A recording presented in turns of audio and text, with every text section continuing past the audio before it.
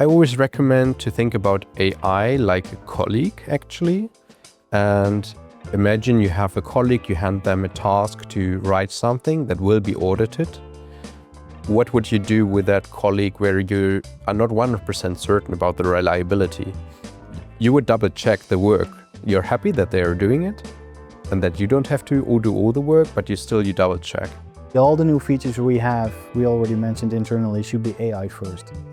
And with AI first, I mean everything that's on the list, we should really take a critical look at a feature, as in, can we leverage AI or can we create an agent for this in order to do exactly what the feature should do. That's also one of my buzz words. Maybe it's like being approximately right or exactly wrong. And what do I mean by that? If an accountant always wants to be precise, but in essence is exactly wrong. I mean, you don't get 100% accuracy. So you will learn to have to live with a portion of being off, but the important thing is that you see the direction, that you see where we're heading at. We had a plan, or we delivering according to that plan, and therefore you don't need the exact precise figures up until the second digit behind the comma. Of course, it takes some of our daily business away, but this must not be the worst case. So it's maybe a good thing. That creates also space for other things. So it's like a new team member maybe who supports us in the process and takes over the work nobody wants to do. You have several Excel files and so on, and bringing all of these different data sources together is quite a challenge. And probably one of the biggest pain points, especially if something changes and you want to update your report, when it comes to adjustments, which are usually also done last minute. That's absolutely painful. Everyone hates it. People are stuck in the room for hours before they have to publish.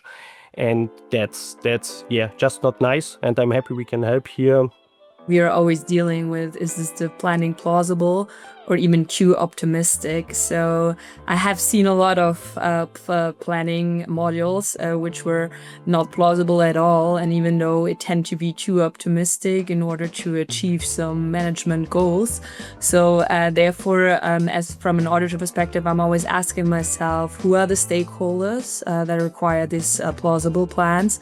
And definitely what methods can be used in order to verify whether this plan is plausible or not, especially as from an auditor perspective, which the auditor usually is aware of the company's process, but is not that deep dive. I don't think anyone is particularly keen to take the human out of the decision-making loop. So the idea that the AI drives the strategy, I'm not sure I'm so keen on pushing that idea. So we're using AI to find correlations, to find what are the real levers in a situation, and then we're making the decision to pull those levers accordingly. I think some CFOs might think that we'll just throw AI at all of our data and it'll figure it out. But AI is only as strong as the data and the context for that data that it consumes. So making sure that you've got that data governance in place, clear policies, regular audit, accountability mechanisms, owners, all of the things that make a good framework for robust data. I think ensure that your underlying structured data, your XBRL, your taxonomies, your semantic layer are also correct as well, because that can also lead to problems. Companies have treated digital reporting as a box ticking exercise. It's like a compliance exercise, file, move on. That era just died. From now on, when a company publishes its own single digital version of the truth, AI engines across the world will almost immediately dissect all of those data points and will be looking for synergies. They'll spot opportunities that humans miss.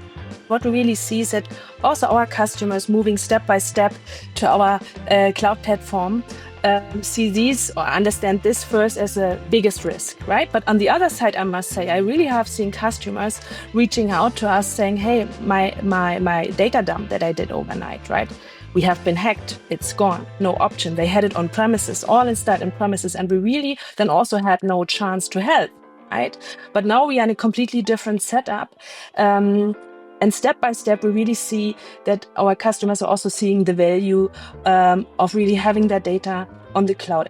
I think like AI, it's a sexy tool, right? And it's something new. It's a new kid on the block, and it's something very flashy in today's day and age. Actually, if you think about when the word AI came into picture, it was not just a few years ago, and now it just boomed into this really big thing. What we're doing at Lucanet in the platform is we're basically using AI to be able to automate meaningful cognitive work. So we're looking at those manual processes that are just mind-numbingly boring and repetitive, and take some of that workload off our users to give them, more time back so that they can spend that time, frankly, on more strategic initiatives. The way businesses will actually start using AI is through software as a service products, because AI will be embedded in those products and then deploy their full power, and that's why I believe that even consumption of SaaS product could even be positively affected by that and even increase. Since we are able to deliver and to prototype much faster, deliver even more with a much higher productivity in R&D, the necessity of doing M&A actually goes down.